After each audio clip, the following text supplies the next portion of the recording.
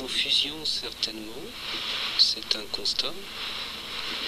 Il y a confusion quand il y a réaction, condamnation, violence, accusation, que cela est. Et cela est parce que précisément il y a difficulté en soi et collectivement à reconnaître que d'une part nous ne fonctionnons pas tous selon les mêmes schémas dans l'instant, mais qu'aussi l'émergence de la réalité dite spirituelle, c'est l'émergence du réel non pensable et non contrôlable. Aussi, la pensée ou le mental collectif ou la sphère de pensée a pour travail, job, de contrôler. C'est pourquoi nous arrivons à une saturation en soi, individuellement et collectivement, de structures d'aliénation et de contrôle, qui fait que nous sommes constamment en train d'épier ce que fait notre voisin, notre voisine, et que nous mettons en carte et en système tout ce qui peut nous échapper, c'est-à-dire l'inconnu. L'émergence, comme au Moyen-Âge ou comme à certaines phases ou à certains passages de cycle, il y a collectivement des émergences dites spirituelles, c'est-à-dire de cet inconnu, de cet inconnaissable, et qui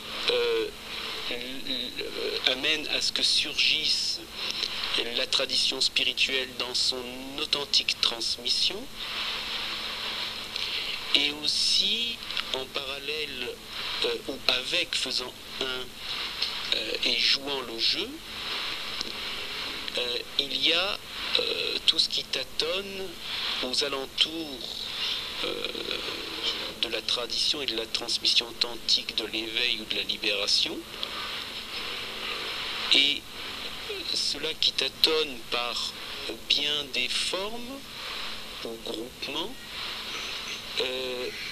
c'est un tâtonnement qui est à sa place, parce qu'effectivement tout est bien dans l'alchimie globale en soi et pour tous. Au Moyen-Âge, il y a eu une époque aussi importante que la nôtre, c'est-à-dire cela qui se répète, c'est-à-dire la possibilité que la chose qui est le fond même, l'état naturel de l'homme puisse surgir ou être rappelé à travers la transmission spirituelle, dérange d'une part l'individu qui s'y engage, parce qu'il est mis en jeu toute sa structure de pensée et toute sa façon de penser le monde, et que l'éveil spirituel est un écroulement du penser du monde, un surgissement de l'inconnaissable, un surgissement de l'inconnu, que ce surgissement se révèle au sein d'une société par de nombreux aspects, et pour déstabiliser les repères de la mentalité individuelle et en fait collective. Ce que l'on appelle le nouvel âge ou l'émergence du spirituel, cet élan spirituel, quand un être souffre, il ne peut qu'automatiquement appeler et s'orienter vers une possibilité de la cessation de la souffrance. Tout le monde vit ça. Donc, à partir du moment où vous souffrez grandement, vous cherchez une solution. Et cette recherche de la solution peut passer évidemment par bien des aspects. Et entre autres, évidemment, quand on se retrouve à souffrir terriblement, eh bien, il y a la religion, il y a la spiritualité. Et à l'heure présente, il se trouve que l'Occident, n'ayant pas forcément apparemment les réponses, en tous les cas, religieuses à cette souffrance, à cette soif, eh bien, va laisser surgir et laisse surgir des groupements et un mouvement qui est porté par tout un élan de tâtonnement et voire même de tentative de répondre, eh bien, cela, si ça prend de l'ampleur, comme ça s'était passé au Moyen-Âge, ça gêne ou ça révèle des résistances de la mentalité collective. À partir de là, la mentalité collective se sentant menacée, c'est-à-dire vous et moi, pourquoi pas, eh bien, tout ce qui est inconnu vous menace. Donc, c'est le mécanisme de la pensée que d'accuser l'autre. À l'heure présente, avec les phénomènes dits de secte, d'ailleurs, soit dit en disant que les médias, les radios, la télévision, les journaux, en fait, participent d'être une expression de l'opinion collective ou de la mentalité collective qui, se sentant menacée par de l'inconnu, le juge. Le jugeant, eh bien, il y a des juges pour cela. Bon. Et il y a tout un ensemble de mécanismes mentaux que nous pouvons retrouver individuellement quand quelqu'un nous embête. Ça peut être votre compagne, votre enfant, votre compagnon, ça peut être votre directeur, ça peut être votre chien, ça peut être toute chose qui le surgissement de l'inconnu va amener en vous cette recherche du bouc émissaire, ou cette mentalisation que c'est à cause de que je vais pas bien. C'est-à-dire la souffrance est projetée à l'extérieur et on ne voit pas la racine qui est en soi. Alors, à travers ce qu'on appelle mentalement la formulation des sectes, où on ne sait plus du tout ce que c'est qu'en fait, et d'ailleurs disons que je dirais qu'il y a une intelligence au sein des médias de l'ignorance et de perpétrer d'une certaine façon la méconnaissance à travers les mots de ce que veulent dire les mots. Quand on dit, par exemple, on emploie le mot gourou, le sens étymologique du mot gourou, qu'est-ce que c'est? C'est tout simplement ce vénérable, cette saveur, cette sapience qui est celui qui nous fait passer de l'irréel au réel, des ténèbres à la lumière. Le maître ou le guide spirituel de tout temps a rempli cette fonction. Et à l'heure présente, comme à toute époque, et individuellement et collectivement, quand il y a un élan, un appel spirituel en soi, une réponse à la question de la souffrance, il y a toute votre mentalisation en vous qui se révolte contre la possibilité de la lumière, et la lumière à ce moment-là est mentalisée en tant qu'ennemi, en tant que la lumière devient le diable, c'est-à-dire qu'il y a toute une terminologie à ce moment-là qui est employée par le mental, qui est confusion, et on ne sait plus qui est quoi, qui est qui. Et c'est le propre même d'une crise individuelle et collective que de prendre un chat pour un chien pour un léopard. N'est-ce pas? Donc il y a beaucoup à rectifier à toute époque, et l'élan spirituel qui peut se caractériser par l'émergence effectivement de la spiritualité, qui peut avoir les habits du nouvel âge avec effectivement beaucoup à dire. Je ne vais pas forcément là m'étendre, et ça demanderait beaucoup d'attention sur ce que disent ces mots, ce que nous indiquent ces mots, ce que signifient ces mots. Et aussi ce qui se passe par exemple au Japon ou en France avec cette attaque gourou égale sexe, viol et argent, c'est une caricature même du mental menacé qui, en même temps, les médias formulent après tout, on peut faire une émission comme on veut, et on sait très bien soi-même que si on veut manipuler quelque chose pour soi-même en soi, on sait comment faire.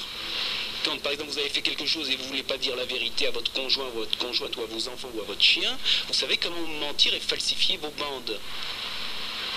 La télévision, les radios, les journaux savent très bien faire ça, parce que les radios c'est fait par des êtres humains. Et les êtres humains, c'est vous et moi.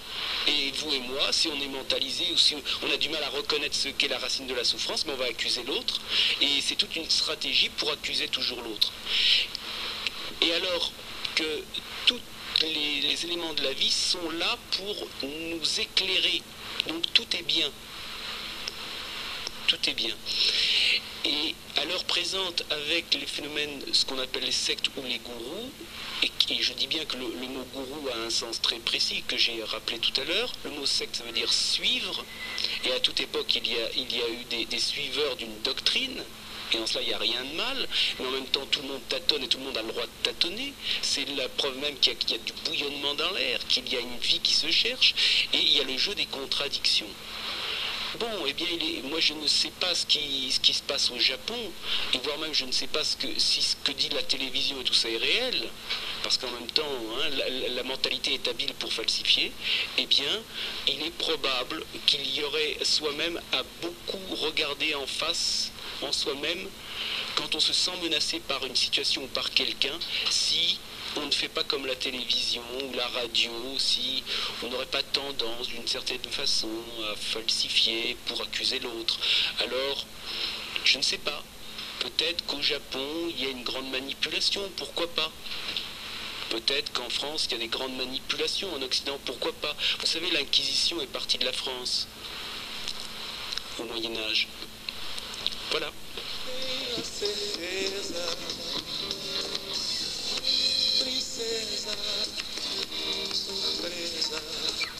Point de FM en compagnie de Solaris depuis un peu plus de 2 heures maintenant. Donc si vous voulez dialoguer en direct avec Solaris, composez le 45 77 19 99. Tout de suite nous avons Sylvain. Bonsoir Sylvain.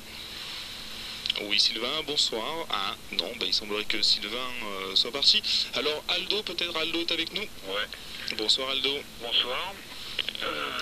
J'ai noté ce que je voulais dire, parce que pour que ça soit un peu plus clair.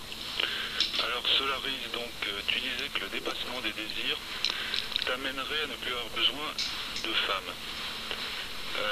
Quelle que soit l'illusion, disons romantique, du rêve de couple, en admettant qu'il ne s'agisse plus effectivement ni de besoin ni de désir, qu'est-ce qui t'autorise à poser que cette illusion donc ne puisse être une finalité, disons un but si ce n'est un sens? Voilà, j'écoute attentivement. Est-ce que tu peux préciser avec d'autres mots ta question, si tu veux bien? Simplement avec d'autres mots pour que je capte bien ton intention. J'espérais que mes mots seraient aussi clairs que les tiens. Voilà, juste, hein, c'est parce que là, il y a un petit quelque chose qui m'a... disons que tu parlais presque d'autonomie, à la limite, de plus avoir besoin des autres. C'est exact, oui. Des désirs, des choses comme ça. Oui. Et moi, je parle de couple. Oui. Et je dis que éventuellement, même si c'est un rêve, oui. Pourquoi, si tout doit n'être qu'illusion, pourquoi ce rêve-là ne pourrait-il pas être un but? Ah, d'accord. Oui. En admettant que ça ne soit pas un sens, effectivement, parce que sur le sens, je pense qu'être assez d'accord. D'accord. Eh bien, il me semble bien que la vie humaine est un apprentissage de l'irréel au réel. Et la notion de couple, telle qu'elle est vécue par la plupart d'entre nous, c'est selon moi, hein, bien sûr, hein, et voilà, selon moi, c'est un apprentissage pour l'autonomie. C'est-à-dire que toute la vie humaine et toute l'évolution humaine est un apprentissage pour le dévoilement de l'être qui est autonome et qui n'a pas besoin à ce moment-là de ce que l'on appelle le jeu, d'aller se nourrir à l'extérieur en fait. C'est-à-dire que cet apprentissage va révéler l'autonomie de l'être et l'état androgyne. C'est-à-dire il y a le féminin et le masculin en toi-même sont le juste dos dans l'un. Et dans ce fait-là, tu es dans la maîtrise de l'animal. Tu maîtrises ta nature. Tu es maître pour toi-même, en toi-même. Ce qui fait qu'à ce moment-là, il n'y a plus de nécessité d'aller chercher de la nourriture à l'extérieur. Autonomie, parce que tout surgit de toi-même et revient à toi-même dans l'instant même. et les sens, le mental sensoriel, ne prédomine plus.